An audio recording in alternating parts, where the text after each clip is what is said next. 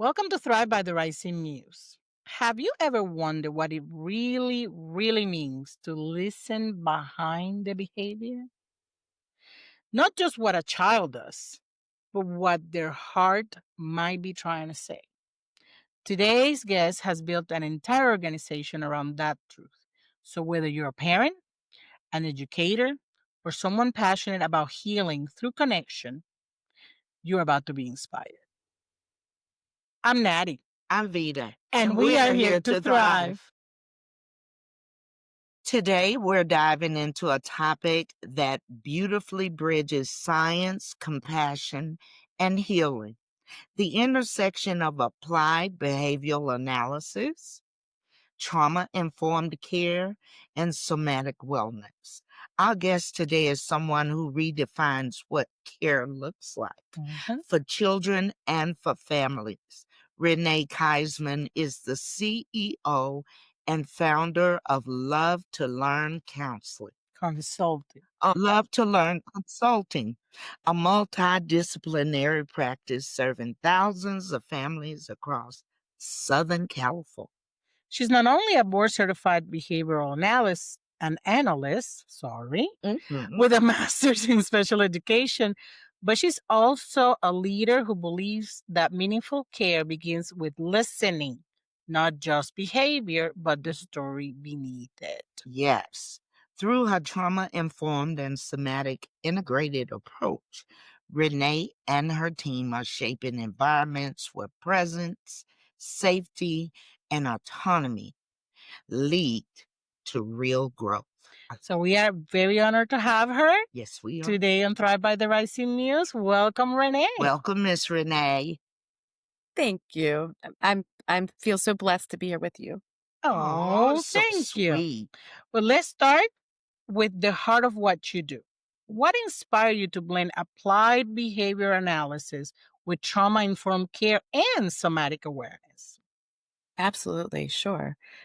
Um, it really came from my own personal explorations. I went through a time of illness. I had cancer while I was pregnant with my second daughter, and when I was going through the healing process, the traditional methodologies weren't really what I had needed. And so that led me down many different pathways, but the one that I had found that I could really bring into the work that we do is the trauma informed somatic awareness. Um, the the attention one gives to what's happening in the nervous system and how to regulate the nervous system makes so much sense for the families and the children we serve. Yeah. Let's do some definition because those are big words. Uh, what is somatic awareness? Yeah. So soma means the body, really. And so somatic awareness it means being aware of the body. And working with the body in somatic awareness, you're really working with breath, movement, and sound. Okay. And trauma led informed care. We had somebody talk about that, Mhm. and it's where we focused, and you can correct me, please, because this was a minute more on the person instead of the problem. Is that correct? Yeah. I mean, there are multiple elements to trauma informed care. First and foremost, you are giving the people that you are serving choice. Mm. You want to empower autonomy.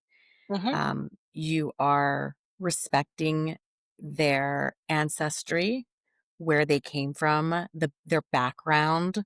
That tells you, like in behavioral terms, what their past learning environment was, even if it's generational, because there's Hmm. definitely generational trauma that is experienced. Hmm. Um, and so that was just a little bit of what you're looking at, but it's truly assuming. It's not looking at so often. Um, and truly, it wasn't just in behavior, it was across many different domains in education, in childcare. When a person or a child did not perform the way we expected of them, we were very quick to think of that as defiance or Mhm. a maladaptive behavior, Mhm. and we did not give enough attention to what was happening for them Mhm. and what they might be navigating internally, that is preventing them from showing up the way that they want to show up. Mhm. And so providing trauma informed care means that you're not just looking at the surface of what's going on. You're actually being really compassionate and making the first assumption that, hey, there might be something going on internally for you, and I might need to reach my hand out to you and recognize maybe it's loud. Maybe there are really bright lights. Mhm. Maybe maybe they didn't sleep well, and it's been a Mhm. really long day from them, and they just need to take a breath and have a moment to themselves. There are so many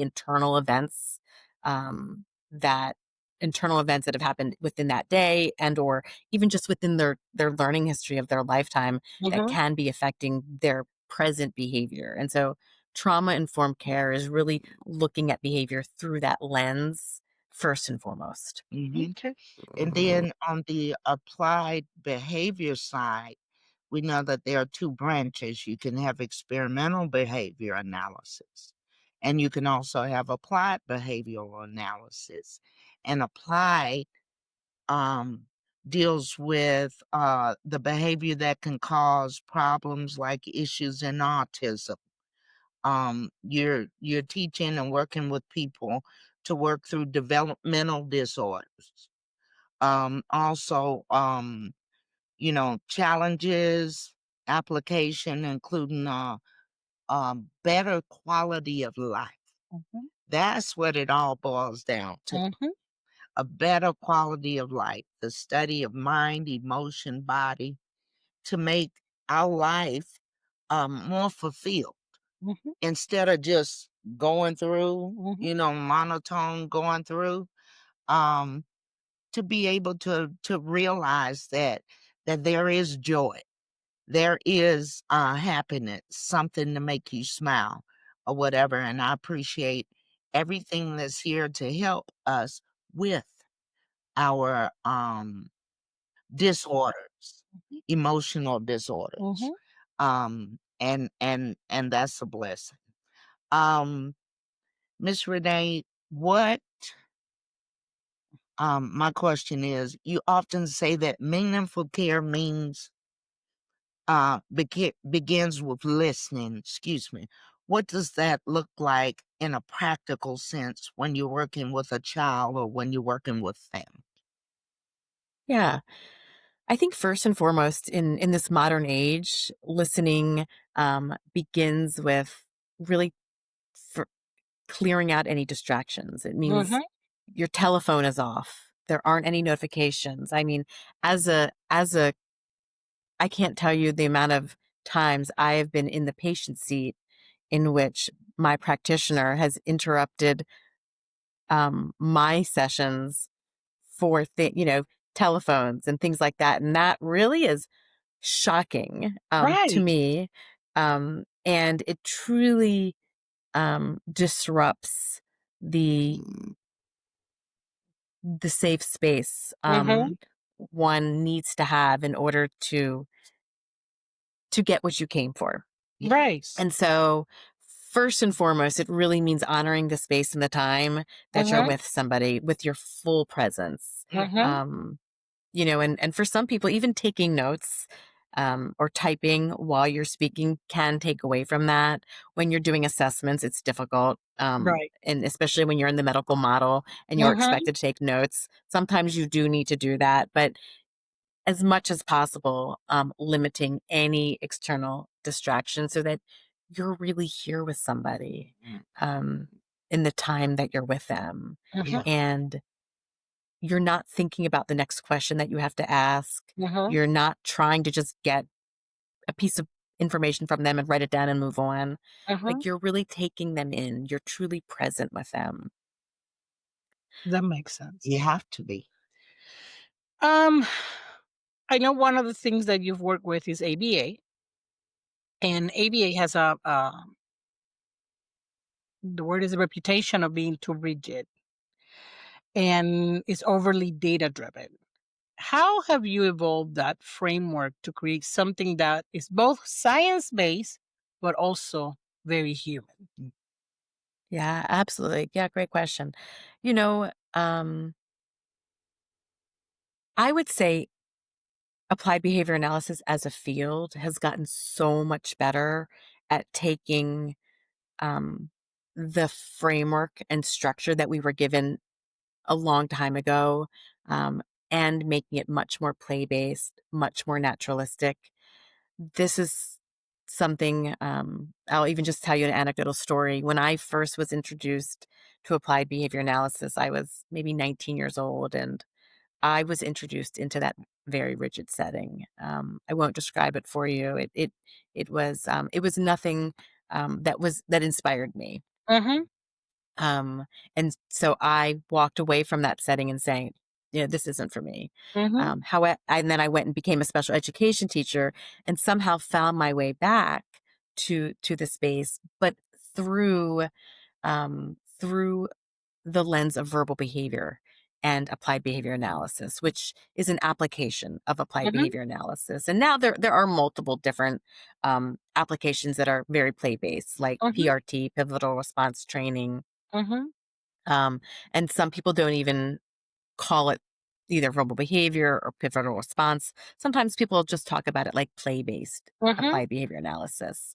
Um, I was really inspired by Vincent Carbone and James Partington and Mark Sundberg and the work they had done, which really focused on giving giving the child, the person, a voice, mhm, first and foremost, and developing a relationship with that child or that person, and a relationship in which they want to come to you and they want to be with you, just like any other child. mhm, And as any parent or any clinician, you want someone to want to be with you, and that makes you teachable, right? If you want to be in their presence, I'm going to go so much further with you than if I'm feeling nervous or anxious that you're going to be taking away something that's dear to me, my mhm. toys, my time, my freedom that I normally have access to when you're not here. And in ABA, we call this a bettering set of conditions. We want to be a Right. bettering set of conditions. Um, and so we our company is 17 years old and I've been in the field for 30 years. And so we've always done natural environment teaching. That has truly been our focus. We do use discrete child teaching within that in a very naturalistic way. And so I would say, and I would say, if there's a parent that's looking for applied behavior analysis, they want to ask, is this, do you do natural environment teaching? How much Mhm, time is spent at the table? How much time is spent in the natural environment? mhm, And the best, um, when you are looking at a session, mhm, it should look like a play session. It should look like the therapist is playing with your child. mhm, That's when it's being done really beautifully. mhm, You don't know what their targets are. The mhm. therapist will have an agenda. They Right. will have a list of skills that they are working through. But when it's a skilled therapist and it's a naturalistic model, you won't know the difference between Mhm, teaching and playing. mhm, Yeah. Let's talk about somatic awareness. How does understanding the body's signal change the way that your team interacts with children who experience trauma and or stress? Yeah. Yeah. I think for us as humans, um, being able to look at you and look at your shoulders and look at the way you're sitting or the way that you might move back tells me a lot of information as to whether we're still aligned and mhm, we're still having a good conversation, or if I have done or said, or this environment that we're in together has done something that makes you want to pull back. mhm, And so having our therapists be present to the body language of the people that they're working with and recognize when somebody's in a freeze state and be able to be compassionate and help them find their breath and move their body and potentially remove stimulation that is too much, too loud. Mhm. Um, is everything. It's I think, I mean, like, really simply said, I think it's good bedside manner, truly, Mhm. you know? Mhm. It's knowing truly how to work with a human being, as to working with a computer. Mhm. And so I think somatic awareness has given us language, to for us, I think some of the things I would say a good therapist would do naturally, you wouldn't even teach it to them. They just know. But Mhm. but common sense, um, as they say, what's common sense for me isn't common sense for you. Yeah. A lot of skills are learned. And so somatic awareness and the language that comes with it has given us language, to name, um, the the elements of, working with the body, because we're working with people's minds, but their Mhm. bodies are attached to their minds, and it's really their nervous system. Right. And so many of the families and the children that we're working with, um, their nervous systems have definitely been impacted, Mhm. and they're more sensitive to what's happening around Mhm. in the environment, and so we want to be able to meet them where they're at and be a good guide, Mhm. to safety. Because ultimately, I mean, what somatic awareness teaches us is until we have safety, we really have nothing else. Mhm. We're not going to learn. We're not going to teach anything. We're not going to be able to develop a good relationship unless we're in a safe environment. That's true. Can you share an example where somatic practices help create a safety or autonomy for a child or even a parent? Yeah. I mean, sometimes when we talk about these big words, we're thinking, oh, this is something really fancy. Mhm. And it doesn't have to be super Right. fancy.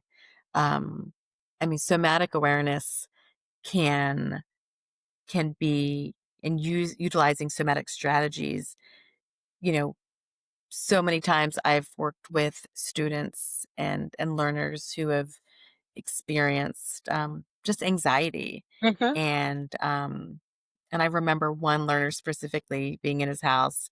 A lot of the services we do, some is in the clinic and some is in the home. Um, him really kind of going into a really anxious, tense state. And I used a guided meditation where we did a body scan, Mm. where he was able to lay on the sofa and squeeze his toes and then squeeze his knees, and we moved up the body, and that Mhm. helped me help him move into a different space. I mean, Mhm. and sometimes it doesn't even have to be that Mhm. complex. You can simply say, "Oh my gosh, it's a little bit too loud in here. Mhm. Maybe let's go over to the trampoline Mhm. and move our body a little bit together." Mhm. And that is a somatically aware, um, offering. Interaction, yeah. And I think, I'm looking at it from the parent's point of view. That's a lot of, good information to have Mhm.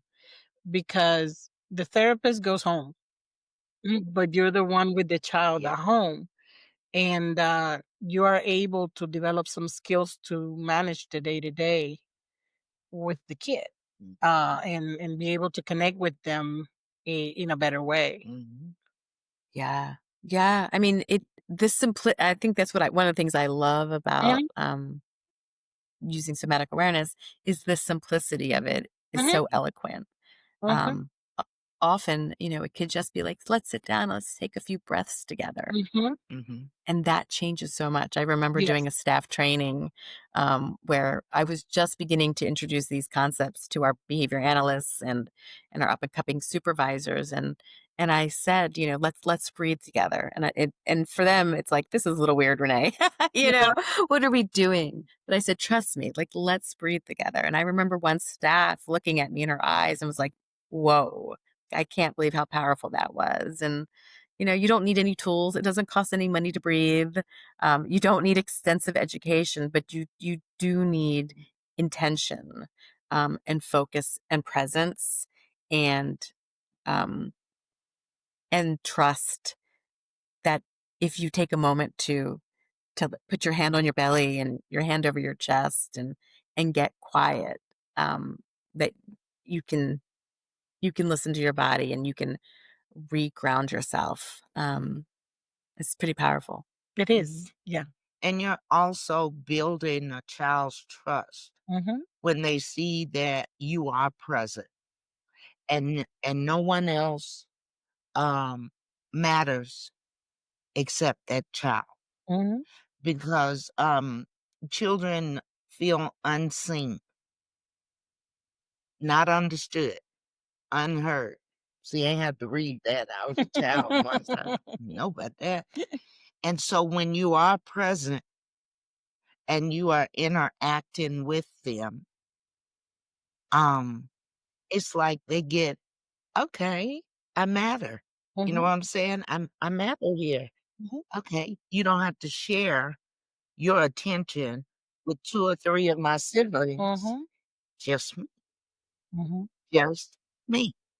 And that's very important for a child Mhm. to know that I have a safe space where I'm seen, I'm heard, and I'm important. It So makes me beautifully said. Mhm. yes. And I think So beautifully one of said. the things that also, once you're building that trust, it empowers the kid to have more confidence. Because one, they have found a space and a safe person Mhm. to be with them. Somebody who really can, manage their emotions, be grounded with them. Um, and once they at least can verbalize some things and be like, okay, if you are not treating me the way I supposed to, and a child will tell you that in a minute. They will tell you, wait a minute, my safe people don't talk to me this way.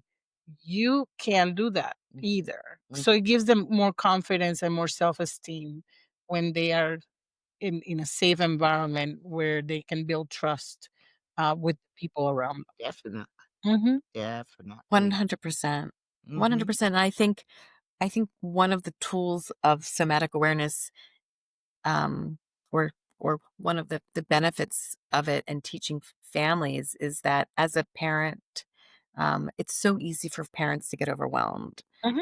when they have multiple children, when there are behaviors or resistance at a time that it's not opportune. You're trying to go to the grocery store or you're We already got to late to pick up your go. next Mhm. child. It's time to go. And maybe you had a rough day before then, you're really worked up. And so often in traditional ABA, or in all ABA, Hmm. we give the instruction to parents and to our own staff, when you're prompting somebody, um you do it with a calm voice. Like, that's like been the age old, like, this is how you teach people to do things. But what if they can't access a calm voice right now? Hmm. What if their own nervous system is so overwhelmed that they can't do that? And so that's where I find it so powerful for families, of families recognizing, like, wait a minute, I'm in no place to move my child through this right now. And wait, what am I going to do with myself or for myself Hmm. so that I can get regrounded? Because if I go in and prompt this right now, I'm going to really escalate their behavior, and um I'm really going to, you know we can co-regulate Mhm. And I can share my really grounded nervous system with yours, and you can feel it on Mhm. Zoom. Even on Zoom, that works. You don't even have to be in the same room, in the Right. Mhm. same country. Mhm. Mhm. But the same thing is true for the opposite. If I'm really dysregulated, um, I will take my dysregulation and you will become dysregulated if you're not s- s- overly grounded yourself Right. Mhm. because of the energy I'm bringing to you. And Right. Mhm. so and same thing with teachers, it's amazing to hear my daughter come home and talk about this teacher or that teacher and how the kids don't like this teacher. And I say to her all the time, you know, um, you have to look at that teacher and have compassion because they must Mhm. be feeling a lot of anxiety if Mhm. Mhm. they're coming off in that way. And not to make it right, or, if that's Mhm. not going to make them a good teacher, but people aren't people aren't unkind, because they want to be. Right. It's often because they're not feeling good. They're not Right. feeling good inside their own body, and you can see it come out. And so it's not about you. It's really about them. But the somatic awareness truly helps give people awareness and tools to modulate their own nervous system. Yes. So you've built an organization that's Yes. multidisciplinary. It has Yeah. ABA, speech therapy, occupational therapy, early intervention. How do you ensure that your team stays aligned with the trauma informed philosophy, regardless of where they're serving? We embed it in our trainings. We Okay. were just before this, we were talking about, what are we gonna teach now? Or we have a Mhm. training coming up. And so we embed it. And in fact, um, we have something called CSTs, clinical skills trackers, in which all the behavior interventionists, because applied behavior analysis happens in a three-tier model. There's a behavior analyst, there's sometimes a mid-tier, which is for us always someone that's in pursuit of getting their BCBA. They're studying, they're they're in school, and then there's the front tier person. Um, for some people, it might be a registered behavior technician, an ABAT, or we call them behavior interventionists. Mhm. Mhm. And the behavior interventionists who spend most of their time in the home or in the clinic are constantly working on their skills, and they're constantly um I mean, you can teach one skill in one environment with one child, and that skill is going to look so different, across environments. And so the learning really never ends. And so our supervisors and our mid tiers have a list to go through, and they will let our behavior interventionists know, like, oh my gosh, you're doing so beautifully at manding, and you're really killing it here. However, we really need to work on this tool because that's going to help you take your learner from where they are now to the next level. And so we've integrated somatic awareness and regulation skills into our CST so that we are constantly having these conversations and working through how it can look in each environment. How do you take your practice, shift your practice from traditional ABA to towards more holistic, relational? Is Yeah, yeah, what the can you talk about the challenges um that are there yeah. when when you're basically shifting? Yeah, I would say, I think honestly, if you have the right people, Mhm. it's not very challenging. Mhm. Um, I have to say, I've gotten um, a lot of really good feedback when I share these tools with our team. They, I mean, they have such beautiful hearts. They are here to help, and they are here to bring joy and success, to the families and the children that they're working with.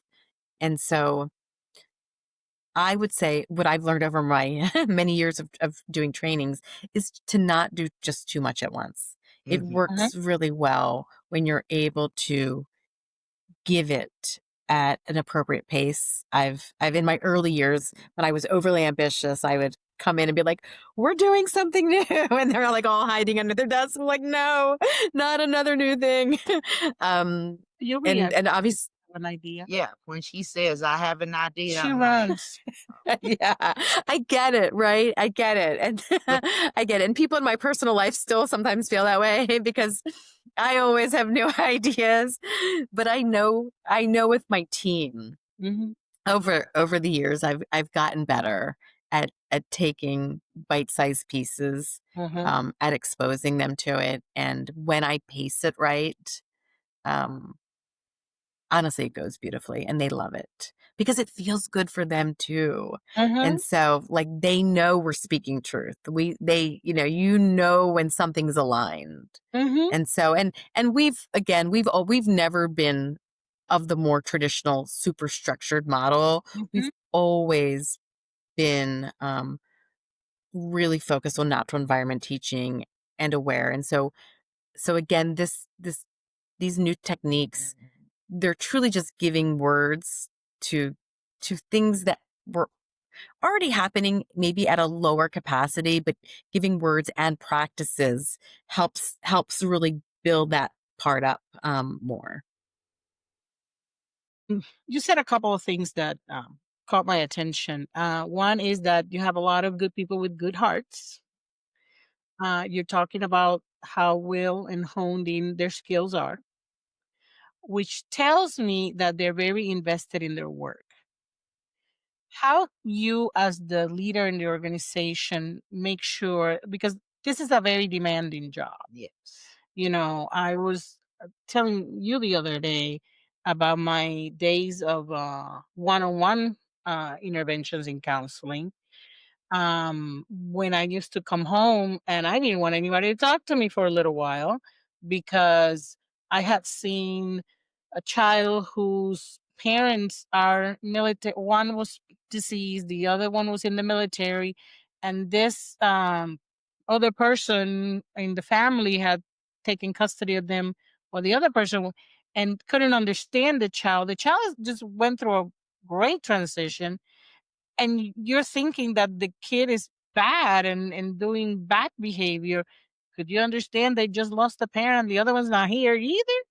So you take all that in, and when you have children with autism or ADHD or all those conditions that eh, it's not your typical experience or your expectations when you have a child that you're going to experience those challenges.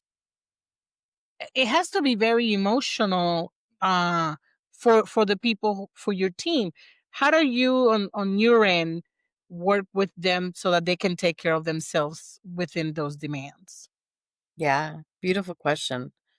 Um, you know, I think it's about the culture and the tone you set first and foremost, right? Um, when we hire new team members, I sit with them and there's generally a small group. Sometimes it's just one-on-one, but I give them a guided meditation. And so then I give them exposure to these somatic tools and experiences. And I paint a picture in this guided meditation for them about the meaningful work that they'll be doing, about the importance of the rapport that they'll be building, that how gaining and maintaining the trust of the child that they're working with is first and foremost their first priority. But I will also let them know, I'll set the expectations that there will be hard days. Hmm. There will be behaviors that challenge and that systems that stretch. And I'm pulling lines literally from this meditation. Like Hmm. those are lines that are in there. Um, but I also remind them in that first experience that there are compassionate people all around them. They have coworkers, they have supervisors, and And first and foremost, you know, we do suggest and teach them how to soothe themselves. And in that guided meditation, I do that. I remind them to take deep breaths, to write down what they've done well, um, and to reach out to somebody, to share that moment because it is heavy. Mhm. It is heavy work, and some days are better than others. I mean, some days are beautiful days. You know, when you walk out of a house and a learner has said his first word because of the work that you have done, there Mhm. is not a paycheck that compares to that. Right. Cannot Mhm. Nothing compares that, right? That is the best. But then there's also, and I myself have been there where I've cried in my car after a session, and it really wasn't about their behavior. It was about mine, about that I didn't get that teaching procedure right. And Mhm. I felt frustrated and I was afraid that you could see the frustration on my face. Mhm. Luckily, we were videotaping that and I got to witness that I held much more composure than I'd ever imagined. But Mhm. you think when I was 20 something, right? You think Mhm. when you're young that everyone can see everything on your face and the Mhm. families are right there. So if Mhm. you make a mistake Mhm. and they see it, it's heavy. It's Mhm. heavy. And there's nobody's door to go knock on and sit and Right. cry and have them put you back together and off you go again. You know, you're going into your car and you're going home and you're going by Mhm. yourself. And so reminding them of the importance of their work and how much they're needed and that it is hard work, validating it Mhm. is, I think is all part of it. Um, yeah. I mean, I think certain people are made for this, Mhm. Mhm. really. Oh, You know, yeah. you can't it's definitely, you can't fake it. Yeah. It's a very Definitely specific have to kind have of a work. for this. Yeah, it's like you were saying, there's some skills that you can teach, but there's something that has to come with you, Mhm. otherwise you can't do this type of work. Right. Mhm. I Like agree. like when you're creating a safe space, we know that presence Okay. matters. And also know that healing can happen through a relationship. Mhm. When that person feels safe, Mhm. then they let their guard down, uh, that wall is torn down, and they can share more. Mhm. And you can um, get through to them, and they can also open up and share some things on how they feel. Mhm. So it definitely has to be, they need to know you all in. Mhm. Okay. And they also need to know that, and when they know that you're all in, it becomes a healing space. Mhm. And you're also developing a relationship with them too. See, children, they're small, but they're smart Oh, yeah. Very perceptive. because a child can know if you're there Mhm. or if you're not. Yeah, Mhm. they They can know do. it or feel They it. do. They do, and that's we tell all of our staff, if you're not having fun, then they aren't either. So be prepared, be prepared for your session. Make sure there's something you're really looking forward to doing in that session. Because if you're not feeling that way, you're not going to have a good session. Right. Right. How do you bring parents into that healing process, especially with those that are overwhelmed or disconnected or anxious? How do you work that? Yeah, it's just like everything we've been talking about. It's the presence. For some families, it's just a phase and they're just dealing with some really difficult behaviors. Mhm. For other families, it's a journey. It's a Mhm. diagnosis. Mhm. They landed in Russia when they thought they were going to Bermuda. Yeah. They were on a different ride than they wanted, than they asked for. And, and you're there as a guide to be with them, to see them, to hear them, to validate the disappointments that do come, Mhm. and to also give hope, right? Mhm. Definitely. Um, to also give hope. And so all of the presence that we were just talking about, um, all of the undivided attention, all of the self-regulation. Mhm. Because when you walk into their house and they're horribly dysregulated, but you could sit on their sofa with them or at the kitchen table and look at them and be in their space with them and listen to what their experience have been and share your well-being with them because you've regulated yourself. You are helping them be in a position in which they can take the next step forward. Mhm. I think in ABA and I know ABA, we're so trained on taking data and we have an agenda, right? I mean, the reality of it is I left the teaching space because I wanted to make more progress. I Mhm. wanted to see more progress. I wanted to achieve more with my families and know that I was doing it. And a lot of people that are in this space are really driven to make an impact. Um, and I think what somatics teaches me and what trauma informed care teaches me is that slow is fast Mhm.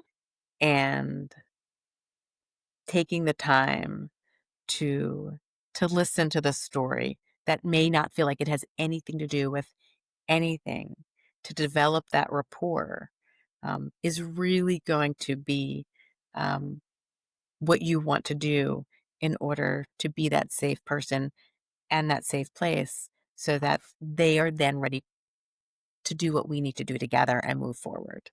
Um, I think a lot of times we forget we're working with human beings Mhm. and human beings um, none of us are on a straight trajectory up. As much as we all want to like always be making progress and progress and progress, it doesn't work that way. As human beings, we make some steps forward and then the environment changes a little bit and then it we take a few steps back and we might get stuck there. It might hurt to have taken those steps back and we might need a minute to get back up and go forward and being able to tolerate the variation of progress is again something that somatics and trauma informed care helps us to do and normalize Mhm. and make it's part of the process. One of the things that we were talking when we met the first time, and that why I think this topic is so fascinating, is that it really goes beyond ABA clients or special education children. All this information about somatic awareness and regulation applies to any parent who's homeschooling and is trying to get information through to a child. Mhm. Because sometimes if you're not regulated, they are not going to be regulated either, and they're going to be bouncing off the walls. And when you yell at them, they're not going to come off the walls anyway. It is what Well it is. said. Yeah. So it makes me think a lot about the things I do every day. About the things I do when I go places where I have to interview people and have to be present. And I was thinking about what you were saying about we sometimes we have to document. And I'm battling between I want to hear you, but I want to make sure I don't forget something. Mhm. And is that balance of making sure that they are heard and also getting your work done. And that goes for anybody who works in customer service, anybody who's doing therapy, because it's basically a human being need to be heard. Mhm. It's just a necessity of us as human. It applies to every relationship we have. In the terms that we need to make sure that we are present, that we are understanding, that we're giving the other person the space and respect. So that's one of the things that is fascinating about what the work that you're doing is that goes way beyond just the clientele that you serve. Miss Renee, for people who are listening or watching, and they've decided, okay, I want to start practicing trauma informed awareness care, either in my home or in my classroom. Can where can you tell them to begin? Yeah, we do trainings, and so if you wanna email us, or go to our website, www.love, the number 2, learn, consulting.com. We're happy to come and teach you your teams. There's also so much literature, there. Actually, to go back to the website, if you go to www. You can also get to us by l2lconsulting.com. It's a little shorter. If you go to the very bottom of the homepage, there's something that says contact us, Mhm. or connect with us. And so that's how you can reach out with us and get on our mailing list. And we'll be sharing offerings that we have coming out. But there's also books, I mean, about it. And um, in ChatGPT. I love ChatGPT. You can always tell them your situation, that you're about to go into and tell it to act as a somatic practitioner, you know, and maybe whatever other hat you're wearing and say, help me navigate this situation in a somatically um, positive way. Line of work has shaped you and has changed you as a person in your life, with your family? How has it changed you? Yeah, I'm able to pause so much more. Um, when I recognize that I'm not in a position where I'm going to be able to be the person that aligns with my own values. Mhm. And none of us are perfect. We all get overwhelmed, Yeah. um, and so it it has moved me forward in my marriage, in being a mom, in being I have a mom dog too. 2 dogs. As a boss, Uh-huh. honestly, I make space, Mhm. for recognizing regulation, recognizing when we had a moment that can easily dysregulate. Mhm. I create an environment that respects, that we're human beings and that we're not human doings, and that it's Mhm. okay for us to have an off moment. It's Mhm. okay for us not to always perform at our highest level, even though we want to. Mhm. Um, and so I think it creates a safer place for me and for those around me. When you transferred from teacher to be CBA to founder, what's one moment that reminded you of why you do what you do? At one time, this was shocking. One time I was going to a shopping center. And somebody walked up to me and stopped me in the middle of the road and thanked me for what I had done for his son. And it was so overwhelming Mhm. because when you're a teacher and you're a direct clinician, you see it in front of you. Like you're seeing it all the time. And when you become an owner and you're working more administratively, I see it in my staff. Mhm. My staff are almost kind of my clients because if I can disseminate this information and I can see the light bulb go in, then I know they're going to go share that with 20 more families. Like I know that that works. And that also really resonates for me too. But having a parent come to me and, and share with me is Yeah, massive.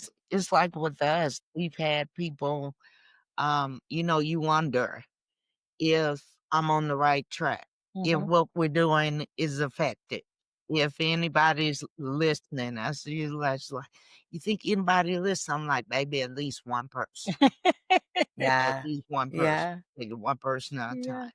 But when someone walks up to you, Mhm. we've had, "Oh, I listen to your affirmations every morning when I'm getting ready for work, and they really help me on my way."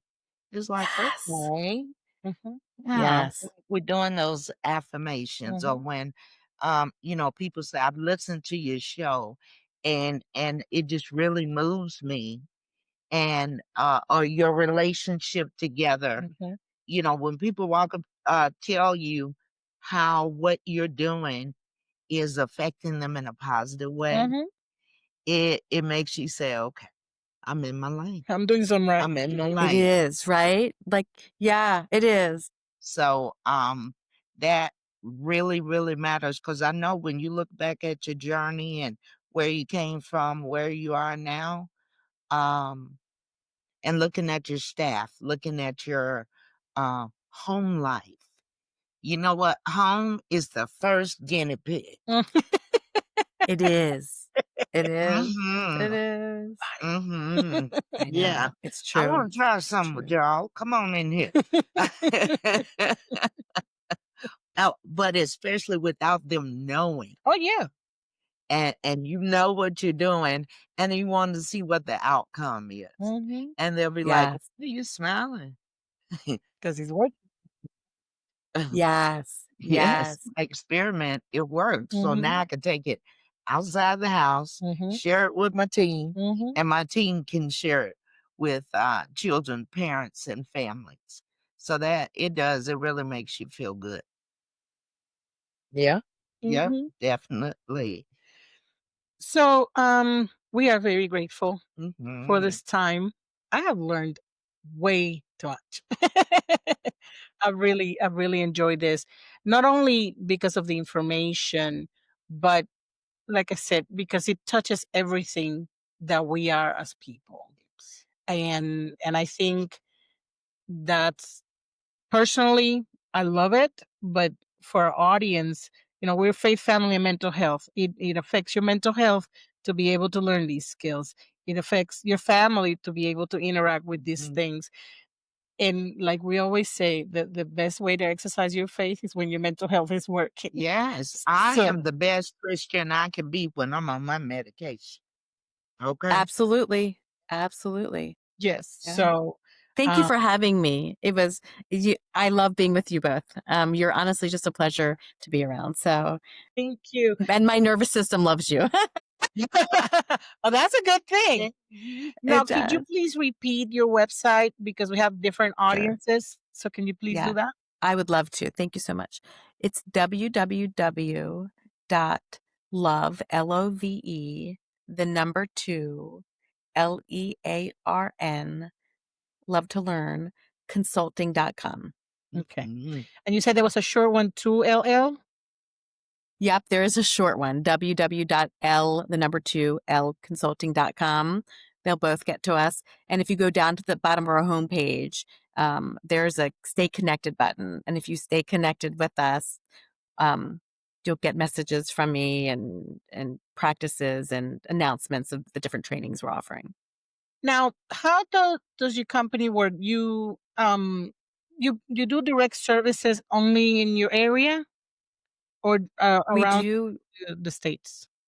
yeah, so we do in-home in Southern California. However, we do work virtually. We do offer parent training Okay. um, over over Zoom or Google Meet. Right.